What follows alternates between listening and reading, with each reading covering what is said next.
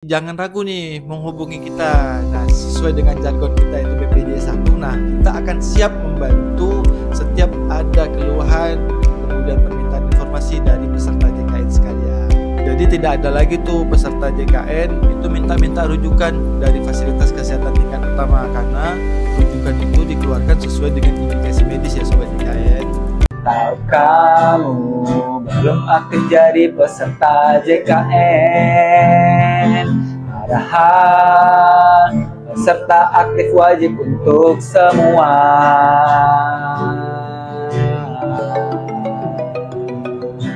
Oke, kembali lagi di Knalpot ya, masih melanjutkan perbincangan yang sama terkait dengan BPJS 1. Nah, ini mungkin Bang Surya baru ya jadi petugas BPJS 1. Nanda nih yang sudah kurang lebih 4 tahun menjadi BPJS 1. Kira-kira Nanda suka dukanya menjadi petugas BPJS 1? Terkait suka duka ya, Bang Ngojan dan Alex. Pasti ini banyak sekali suka duka ataupun pengalaman menarik yang kita temukan dalam menangani pasien di rumah sakit gitu. Karena dalam menghadapi keluhan pasien ini kan sebenarnya setiap pasien itu kan beda-beda gitu. Ada yang moodnya bagus pada saat menyampaikan keluhan gitu, ada yang marah-marah juga, bahkan ada yang nangis-nangis juga gitu. Tapi yang paling berkesan mungkin ya dan membuat mental Nanda tuh teruji gitu pada saat pada saat penerapan kembali perekaman sidik jari di rumah sakit. Jadi pada saat itu ada salah satu pasien yang ngamuk-ngamuk, memang marah-marah karena aturan penerapan sidik jari itu. Jadi datang tuh ke Nanda. Jadi Nanda sambut dengan baik gitu kan. Yang pertama menanyakan dulu lah keluhan apa yang ingin disampaikan oleh peserta ini gitu. Kemudian mengajak peserta ini untuk duduk dulu, mendengarkan apa yang disampaikannya. Kemudian sambil memang peserta ini marah-marah juga gitu kan. Tapi Nanda berusaha untuk menenangkan pasien ini, memberikan penjelasan bagaimana caranya agar pasien ini paham gitu, mengerti dengan penerapan aturan tersebut. Akhirnya peserta ini dapat memahami tujuan dari aturan ini ditegakkan gitu. Jadi akhirnya tuh pesertanya itu tenang dan mengerti, bisa menerima apa yang Nanda sampaikan gitu. Wah, ternyata Lex, Nanda ini berhati malaikat ya Lex. Waduh, ya. waduh. Walaupun dimarahin ya, bentak-bentak oleh peserta, tapi dia tetap senyum Lex. Tetap ya. lembut ya Bang. Tetap lembut ya. Nah, kalau Bang Surya nih, apa Bang Surya? Coba ceritakan dikit pengalaman yang sangat berkesan, walaupun masih baru kan, tapi pasti ada dong pengalaman yang berkesan selama di BPJS 1 nih Bang. Ya, sebenarnya kalau pengalaman yang berkesan sih banyak, namun walaupun memang baru karena memang gimana ya, JKN ini kan jadi programnya unggulan kita ya jadinya. Dan semenjak ada JKN banyak masyarakat yang tidak takut lagi berobat. Nah, ada satu kasus, bukan satu sih sebenarnya banyak, namun ada kasus terkait pelayanan obat di rumah sakit. Jadi itu pasiennya ngeluh obatnya tidak tersedia di rumah sakit karena kebetulan pasien tersebut adalah pasien dengan penyakit kronis yang mungkin dapat obat 1 bulan. Nah, namun ada beberapa obat yang tidak dapat diberikan dan dia mengeluh nih ke kita nih, kenapa obatnya nggak diberikan sementara dokter memberikan. Nah, disitulah kita bantu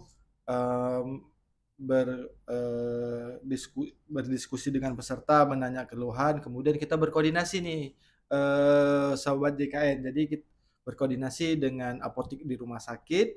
Nah, kebetulan memang karena obatnya itu memang sedang tidak tersedia. Namun setelah kita lakukan mediasi, Nah, obat itu nanti akan tetap disediakan dalam waktu dekat dan akan diinformasikan kepada peserta JKN atau pasien tersebut, Ojan. Jadi dalam beberapa hari kemudian baru obatnya diberikan kepada pasien dan alhamdulillah Ojan saya merasa senang karena merasa bisa membantu dan meringankan masalah yang ada di rumah sakit khususnya terkait pelayanan di rumah sakit, Ojan. Oke, nah tadi mungkin Nanda dan Bang Surya udah menceritakan pengalamannya ya menghadapi pasien-pasien dan juga senang juga ya Bang Surya bisa membantu pasien-pasien yang merasa kesulitan lah dalam mengakses pelayanan.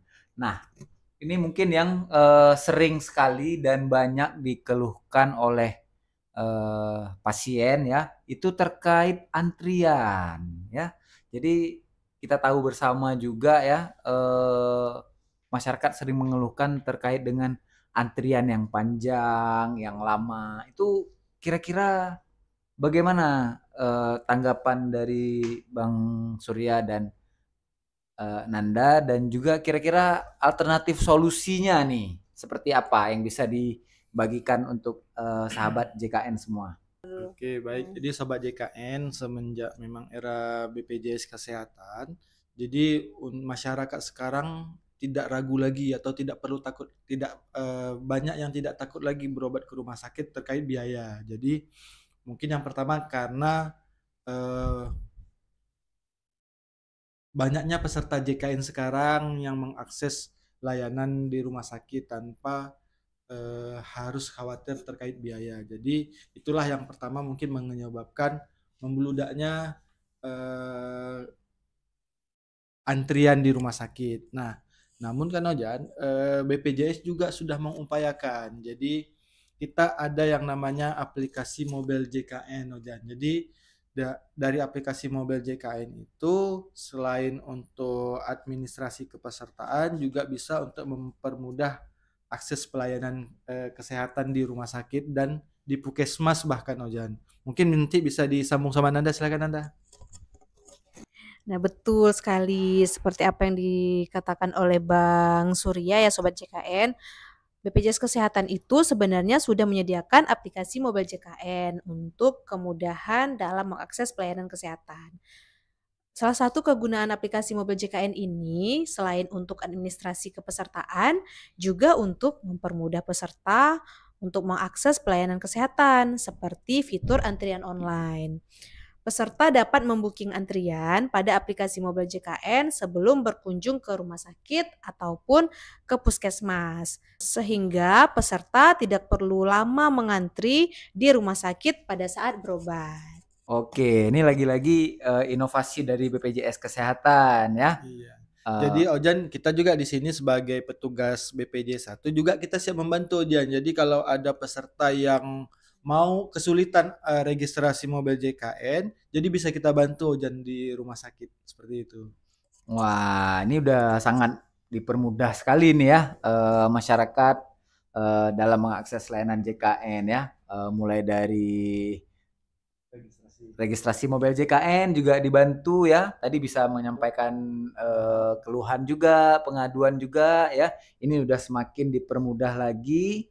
Nggak perlu antri lama-lama di rumah sakit, cukup mengambil antrian dari aplikasi Mobile JKN ya. Nah, selain di rumah sakit nih Bang, mungkin dari tadi kan kita udah jelasin petugas BPJS 1 ini atau EP3RS ini kegiatannya kebanyakan di rumah sakit. Nah, selain di rumah sakit nih, biasanya staf EP3RS ini ngapain aja sih Bang? Ya, jadi Alex, selain tugas kita membantu penanganan pengaduan peserta dan informasi di rumah sakit, kita juga ada tugas lain Alex. Jadi kita memastikan pelayanan pasien itu berjalan dengan baik, itu dengan melakukan customer visit terhadap pasien baik dirawat jalan ataupun dirawat inap Alex. Kemudian kita juga ada tuh yang namanya program sibling. Nah, sibling itu kita melakukan supervisi, buktikan dan lihat langsung di fasilitas kesehatan terkait alur pelayanan. Jadi kita itu merasakan menjadi pasien ya, Lek. Jadi dengan sibling ini kita melihat bagaimana kualitas pelayanan di rumah sakit, apakah sudah sesuai dengan peraturan, dengan undang-undang atau belum, seperti itu, Alek. Mungkin ada tambahan dari Nanda? Nah, tambahan nih Bang Ojan dan Alex, untuk kegiatan supervisi, buktikan dan lihat langsung, ataupun yang biasa kita sebut dengan sibling, kita juga mengajak manajemen nih untuk turun bersama, dan juga kita juga mengajak pemerintah daerah, dinas kesehatan untuk sama-sama turun memastikan pelayanan yang diberikan oleh fasilitas kesehatan itu sudah sesuai. Selain kita melihat alur layanan di fasilitas kesehatan, kita juga melihat sarana prasarananya, baik di rawat jalan maupun di rawat inap.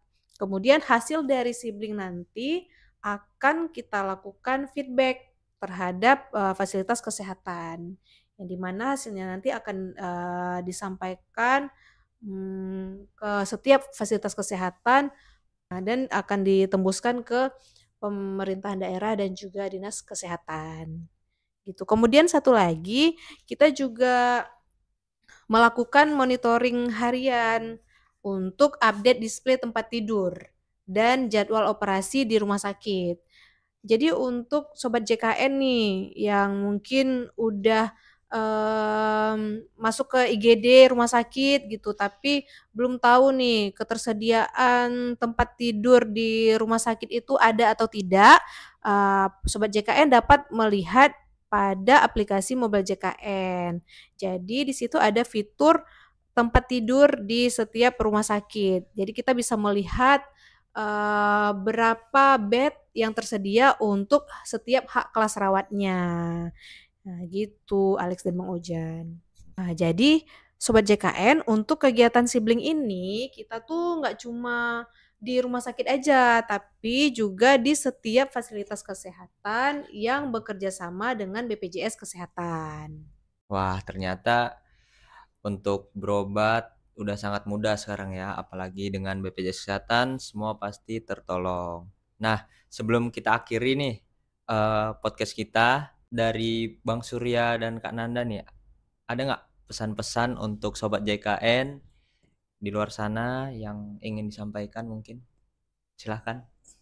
Pesan-pesan untuk Sobat JKN, mungkin yang pertama itu Sobat JKN selalu pastikan keaktifan kepesertaannya, sehingga pada saat berobat itu tidak ada kendala. Dan untuk melakukan pengecekan keaktifan kepesertaan juga bisa dilakukan melalui aplikasi Mobile JKN. Terus untuk kemudahan pelayanan kesehatan di fasilitas kesehatan, Sobat JKN dapat mengambil antrian online melalui aplikasi Mobile JKN tanpa harus lama-lama mengantri di fasilitas kesehatan. Jadi nih Sobat JKN, kita juga sekarang sudah lebih mudah nih untuk berobat di fasilitas kesehatan. Yaitu dengan cukup menunjukkan saja nih KTP atau KK atau kartu KIS digital. Jadi tidak perlu lagi nih foto-foto kopi lagi nih Sobat JKN. Nah, kemudian juga pastikan kalau berobat itu sesuai dengan alurnya.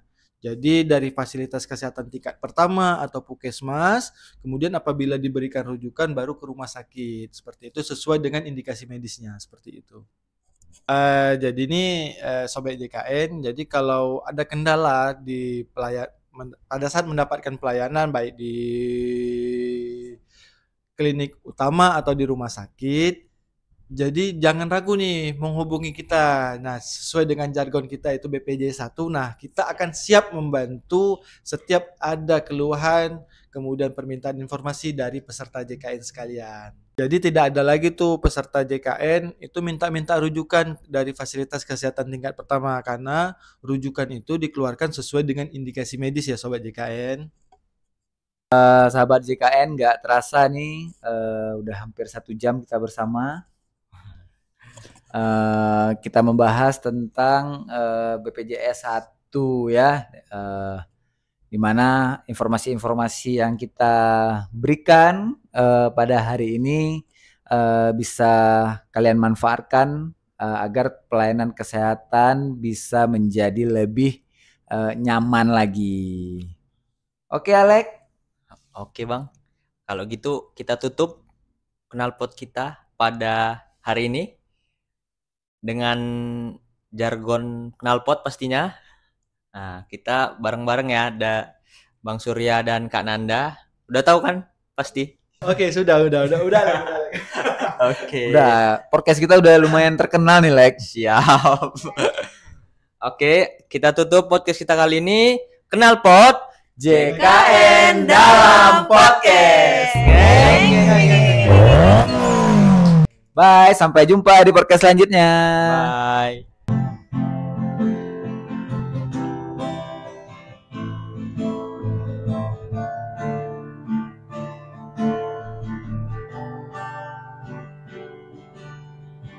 Aku tahu kamu belum jadi peserta JKN. Padahal pesertanya wajib untuk Aku tahu kamu belum jadi peserta JKN. Padahal kepesertaannya wajib untuk semua. Aku tahu kamu jika ada kesulitan untuk jadi peserta JKN, uruslah pada yang kompeten. Oh, pastikanlah JKN-mu keaktifannya, lunasilah tunggakannya agar tak kena denda layanan.